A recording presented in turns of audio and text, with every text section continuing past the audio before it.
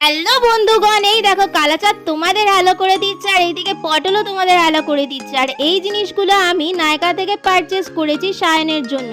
কালকে 18 তারিখ না ওর জন্মদিন, সেই জন্য ওকে দেবো বলে। আর প্যাকিং সেরে আমি সোজা এখন চলে এসেছি বাজারের দিকে। আর এই দেখো বিশ্বকর্মা পুজো তো, তাই কত কত ঠাকুর।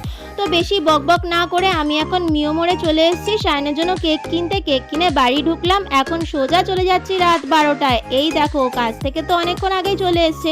আমি এখন চুপি চুপি এইগুলো রেডি করে নিচ্ছি, এখন টুকটুক করে ওর কাছে চলে যাচ্ছি। আর ও ল্যাপটপ নিয়ে কাজ করছিল, হঠাৎ করে এরকম সারপ্রাইজ পেয়েও বেজায় হ্যাপি।